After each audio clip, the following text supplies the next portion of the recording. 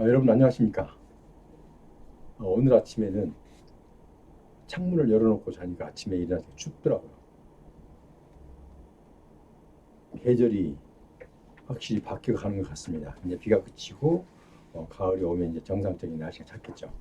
오늘은 어쨌든 시원하게 출근했습니다. 에, 지금 오늘 오래전부터 좀 망설였던 것을 오늘 하나 여러분께 방송을 해드립니다. 보시다시피 국립묘지 생전 안장 신청 대상자 및 신청 요령을 여러분께 말씀드릴 테니까 잘 들으시고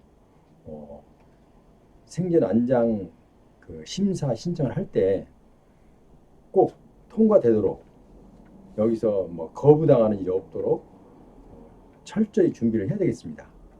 왜냐하면 그렇지 않으면은 이게 지금 내가 생전 안장 심사를 받을 때 통과하느냐 못하느냐에 따라서 정말 우리 해당되는 어르신께서는 엄청난 차이가 나죠. 왜냐하면 지금 심사 이거를 해놓지 않으면은 나중에 이제 그 자녀들이 가족들이 이제 안장 심사를 그러니까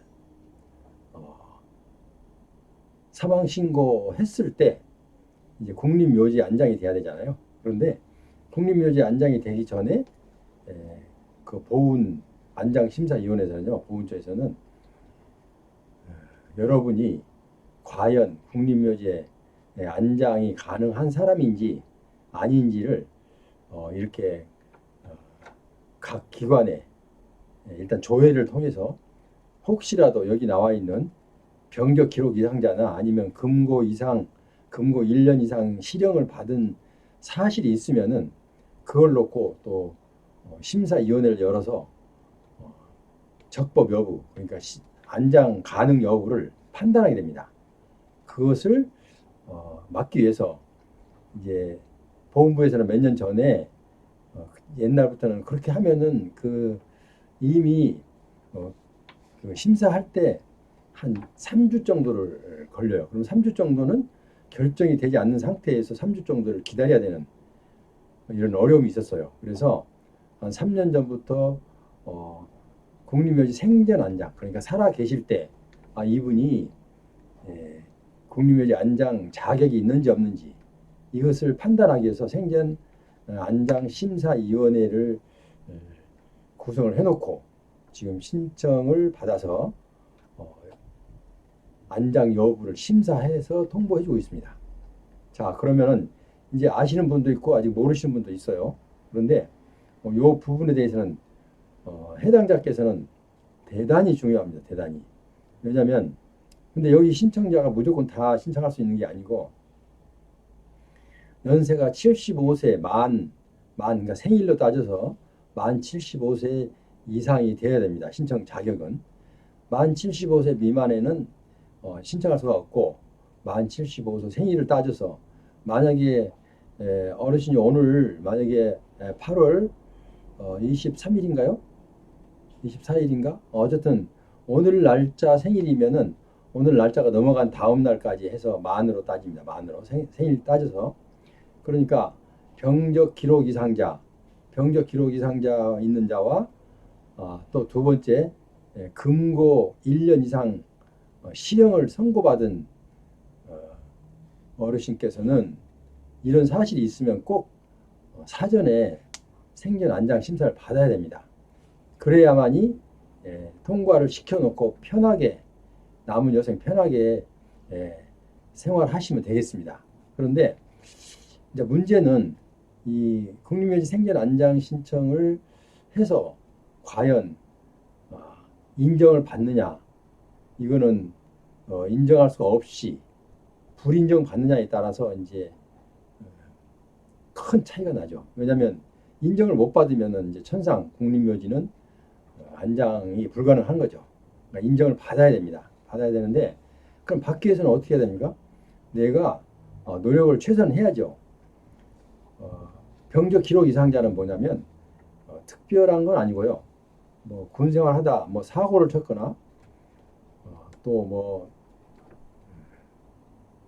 병영 생활을 하다가 사고를 쳐서 영창을 갔다거나 아니면 휴가를 가서 미기했다거나 뭐 아니면 또 이런 등등의 불미스러운 사항이 병적 기록에 기록이 됐을 때, 병적 기록에 기록이 됐을 때 여기는 안장 심사 자격이 없어집니다. 그래서 병적 기록 표를 준비하시고 제출해야 됩니다. 그래서 그 다음에 자 살다 보면 사람이 사회생활을 하다 보면 평생을 살다 보면 본의 아니게 어떤 재판을 받게 되는 일이 있죠. 그런데 재판을 받게 되면은 그냥 아까 적은 뭐 1년 미만의 금고나 이런 거 받은 거는 상관이 없는데 만약에 1년 금고 1년 이상 실형을 받고 받은 어르신께서는 꼭 이번에 심사를 받아야 됩니다. 그렇지 않고는 금고 이상 됐는데도 안 받으면은 나중에 국립묘지 안장이 불가하게 됩니다. 그래서 이번에 받아갖고 꼭 통과를 돼야 되는데 그러면 어떻게 해야 될 것이냐? 이 생전 안장 심사 청구를 제가 이제 어르신들을 대행해서 좀 많이 했는데 보통 이 청구인들이 어떻게 나오냐면요. 내가 지금 이렇게 금고 이상의 형이 재판 기록이 있기는 하지만 내가 이러이렇게 해서 억울했다. 뭐 이러이러해서 이런저런 사유로 사실 받지 않아도 되는데 받게 된 것은 그때 뭐 재판부에 뭐 잘못이 있다거나 아니면 변호인이 뭐 잘못 변론을 했다거나 아니면 또 경찰에서 좀 가혹하게 했다거나 이렇게 불만이 있다 하더라도 사실은 있을 수 있죠. 왜냐하면 재판 받기 전에 이런저런 사유로 그런 사정이 있을 수 있습니다. 그런데 그 사정은 차지해놓고 사정을 생각하지 말고 우선 작성 요령을 제가 말씀드리면은 역지사지의 마음으로 해야 됩니다. 역지사지. 역지사지가 뭡니까? 자리를 바꿔놓고 앉는 겁니다. 자리를 바꿔놓고 누구하고?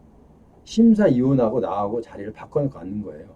그럼 내가 심사위원이 되고 이제 심사위원들이 지금 대가 되는 겁니다. 지금 자리가 바꿔 앉았으니까.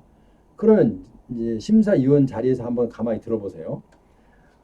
이제 그 심사 받은 사람이 와서 내가 이러이래서 사실은 이건 그때 재판 받은 게 너무 억울했습니다. 왜냐하면 이러이러한 사실이 있었기 때문에 억울한 건 사실입니다. 라고 이미 판결이 난 상태를 갖고 지금에 와서 수십 년이 지난 지금에 와서 이렇게 변론을 합니다. 왜냐하면 내가 크게 잘못이 없는데 재판부에서 잘못해서 내가 이렇게 실형을 받았기 때문에 안장 심사에 승낙을 해주십시오라는 뜻으로 그렇게 설명을 하고 있거든요. 자, 그러면 여러분이 만약에 내가 심사 청구하는 자리에 앉지 않고 역지사지, 그러니까 심사위원 자리에 앉아서 한번 들어보십시오. 내가 심사위원인데 A라는 사람이 와서 이런 얘기를 하는 거예요. 내가 그때 뭐 사기로 된 거는 사기가 아니고 사실은 고의가 아니고 이렇게 했는데 경찰에서는 나를 사기로 이렇게 몰아서 결국은 내가 실형선고를 받게 됐다. 이렇게 설명을 했다면은 그게 이해하는 쪽보다 오해하는 쪽이 더 많습니다. 심사위원들은 그렇습니다. 왜냐하면 심사위원들이 그 자리라는 게 이해해야 하는 쪽으로 그러니까 여러분이 설명하는 내용을 이해해야 하는 쪽으로 받아들이는 것이 아니라 이해해야 하는 쪽이 아니라 오히려 반대로 받아들입니다. 역지. 그러니까 이분이 지금도 자기가 지은 죄를 반성을 하지 않고 있구나 이렇게 생각합니다. 왜냐하면 자 법원이나 검찰이나 법원에서 조사를 하고 판결을 할 때까지는 변호인도 있었고 여러 가지 그 앞뒤 상황과 그때의 이 정황과 그 죄질 이런 걸 다 살펴보았는데도 불구하고 이미 끝난 사건을 갖고 지금에 와서 심사위원한테 내가 그때는 이래서 뭐 변호인이 이런 변호를 잘못했고 아니면 검사가 이렇게 이런 나한테 프레임을 씌워서 뭐 이런 식으로 변명을 하면 이 그 심사위원들이 그렇습니까 어르신 아이고 속상하시겠습니까 이렇게 받아준다고 생각하면 큰 오해와 착각입니다. 절대 그렇지 않습니다. 왜냐하면 일단은 내가 금고 이상의 형을 받고 시형을 받았다면은 무조건 이러이러한 일이 있어서 불미스럽게 있어서 본인이 그러니까 내가 잘못이 설사 없어서 억울하게 이 금고형을 받았다 하더라도 이 자리에서는 그렇게 얘기하면 안 됩니다. 내가 사실은 이러이러는데 어떻게 해요? 상대방한테 책임을 돌리지 말고 내가 무지해서 내가 몰라서 내가 무지해서 이런 것을 이렇게 저지르게 됐고 또 무지해서 이렇게밖에 재판을 받을 수가 없었다라는 식으로 자기의 잘못을 깊이 반성을 하면서 사정을 해야지 그렇지 않고 자꾸 변명만 늘어놓으면 이 사람이 지금 뭐 나를 뭐 훈계하러 온 거야 뭐 설득하러 온 거야 이 사람이 이렇게 거꾸로 생각해요. 그러니까 뭐라고요 여러분은 일단은 이 탄원서나 반성문을 쓸 때 어떻게 해요? 역지사지 마음으로 내가 쓸 때는 내가 심사위원이라고 생각하고 상대방이 와서 나한테 그 사실관계를 얘기한다는 것을 내가 듣고 있다라는 마음으로 써야 됩니다. 무슨 말인지 아셨죠?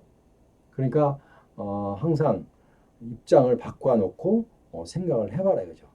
그래서 여러분께서 만약에 그렇게 깊이 반성을 해요. 그러면 그 심사위원들은 다 압니다.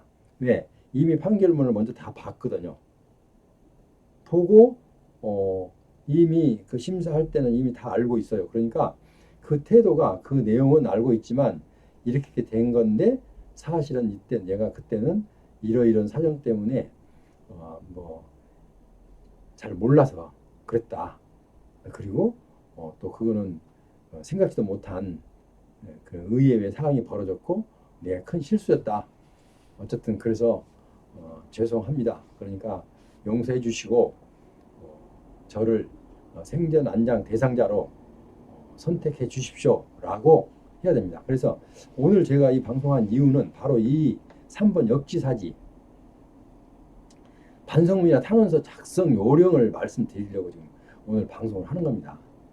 왜냐하면 어떤 분들은 저한테 와서 상담할 때 보면은요 이게 그 판결문을 가지고 오셔갖고 이거는 뭐 상대방이 이래갖고 내가 그렇게 당했고 또 이거는 뭐 검사가 뭐 잘못해서 이렇게 상대방 그렇고 또 우리는 변호사를 잘못 사가지고 그렇고 이런 식으로 계속 불만만 토로합니다. 그런데 이제 저한테 와서는 상관이 없어요. 왜냐하면 제가 그 듣고 제가 대신 반성문이나 탄원서나 아니면 이 생전 안장 신청서를 제가 작성하기 때문에 제가 다 거르고 여러분께 유익한 것만 제가 이제 생전 안장 심사위원회에 보고를 하고 또 사정을 하는 거죠.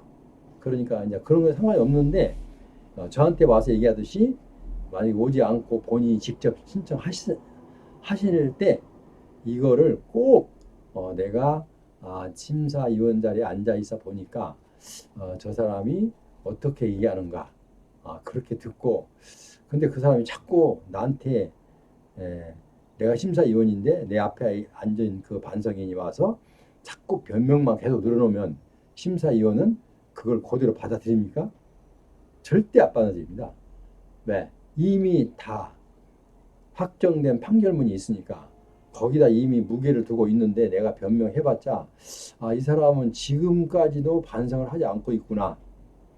지금 반성문 제출한 것도 형식적이구나 라고 판단을 해버린다고요. 그러니까 혹시라도 어디 전문가한테 맡기지 않고 생전 안장 심사 청구서를 그러니까 전문가에 맡기지 않고 어르신 본인이 작성하신다면 이제 제가 지금 설명한 내용을 잘 담고 있다가 그렇게 좀 활용하시기 바랍니다. 아셨죠? 무슨 말씀이신지? 그러니까 작성 요령은 역지사지 마음을 한다. 내가 심사위원으로 그 자리에 앉고 심사위원이 내 자리에 바꿔 앉아서 있다고 생각하면서 반성문을 써야 됩니다. 그러면은 이제 확실한 뚜렷한 아니면 정확한 판단을 해볼 수가 있는 거죠. 그래서 행여라도 지금까지 잘못 생각하고 계신 분은 오늘 제 방송을 듣고 이 점을 꼭 유용해서 역지사지, 그러니까 내가 심사위원 자리에 앉아서 한번 그 사람의 의견을 들어본다, 이런 마음으로 반성문을 쓰시라 이거죠. 어떻게 지금 제가 역지사지란 내용이 설명이 좀 어려웠습니까? 어쨌든 어렵다면은 이 반대로 자리를 바꿔 앉아서 상대방의 입장을 생각해 보는 겁니다. 그게 역지사지죠. 그래서 여러분께서는 만약에 신청하시게 되면 꼭 이 점을 염두에 두시고 신청하시라 이 말입니다. 그러면은 이분이 그때는 설사 실수는 했지만은 정말 지금 반성한 것으로 봐서 그때도 좀 억울한 게 있었겠구나 라고 오히려 여러분들의 그 반성하는 사람의 마음을 이렇게 두들겨주는 그런 상태가 되는 거죠. 그렇지 않고 변명만 늘어놓으면 심사위원들이 괜히 뭐요? 속으로 짜증이 나는 거예요. 짜증이 나. 이 사람이 지금 반성하러 온 거야? 아니면 변명하러 온 거야? 내가 변명을 들어준 사람도 아닌데 이렇게 생각해버리면 이건 결론은 뻔한 겁니다. 무슨 말씀인지 아셨죠? 그러니까 여러분께서는 분명히 역지사지의 마음으로 반성문이나 탄원서를 쓰셔서 생전 안장 신청을 하시기 바랍니다. 그리고 마지막으로 한 가지만 더. 내가 이런 신청을 할 때는 좀 내가 앉은 자리에서, 내가 무릎 꿇은 자리에서 내가 좀 선처를 바라는 마음으로 쓰는 거잖아요. 선처를 바라는 마음으로 쓰면은 어쨌든 내가 이러이러해서 이렇게 신청할 때도 아까 이 반성도 해야 되고, 또 하나는 한 가지 더, 어떤 어르신들은 이런 거를 신청서를 그냥 팩스로 넣어요. 팩스로 넣거나 뭐 이제 이렇게 해버리면요, 신청은 쉽죠. 팩스로 넣어버리니까. 그런데 그렇게 하지 마시고, 팩스로 하면 받은 사람도 그렇고 그 팩스가 어떻게 깨끗하게 들어가 있을지도 모르겠고, 또 그 받은 사람도 그렇고 여러 가지로 기분이 썩 좋지 않습니다. 받은 사람이. 그러니까 정중하게 내가 무릎 꿇고 지금 선처를 요하는 위치에 있으니까 잘 작성해서 사실은 이렇게 해서 이런 말을 꼭 써야 돼요. 담당자에게 이제 담당 선생님께 해가지고 사실 내가 이런 신청을 하는데 혹시 준비한다고 했는데 좀 부족한 점이 있을 것으로 보입니다. 혹시 만약에 부족한 점이 보인다면 전화 주셔서 제가 보완할 수 있도록 이렇게 안내를 해주시면 감사하겠습니다. 이렇게 부전지 하나 붙이면 더 좋습니다. 그래서 하면은 그 담당자도 보고 기분이 나쁘지 않습니다. 이 어르신이 참 예의가 바르신 분이구나 라고 판단을 하고 늘 이제 긍정적으로 생각하려는 마음이 생기는 겁니다. 그런데 팩스로 딱 던져놓고 신청서 받았어요? 라고 전화하면 주객이 전도된 상황입니다. 주객이 전도. 아니 누가 누구한테 신청한 사정을 하는 거야 지금? 이런 식으로 마음이 변할 수 있어요. 그러면 그렇게 불편한 마음을 주면 여러분께 신청자에게 유익이 되겠어요? 절대 안 되잖아요. 불이익이 됐으면 됐지 유익은 절대 안 됩니다. 그래서 항상 내가 할 수 있는 깍듯한 예우와 그리고 내가 쓸 수 있는 그 문구와 그리고 내가 마음속에 있는 깊은 반성이 드러나도록 이렇게 준비를 해서 신청을 하셔야 확률이 인정받을 확률이 훨씬 높습니다. 그거는 꼭 기억에 두시고 그래도 이게 잘 모르겠다, 어떻게 쓸지 모르겠다 그러면 저한테 전화해서 문의하시면 제가 상세하게 안내해 드리겠습니다. 지금까지 함께 하신 여러분 대단히 감사합니다. 앞으로 생전 안장 신청을 하실 때는 꼭 제가 오늘 방송한 내용을 몇 번이고 되풀이 듣고 신청하시기 전에 듣고 준비하셔서 신청하시기 바랍니다. 오늘 여기서 방송을 마치기 전에 아직 제 방송에 구독자 아니신 분은 구독, 좋아요 부탁드리겠습니다. 그럼 여러분 다음 시간에 다시 뵙겠습니다. 안녕히 계십시오.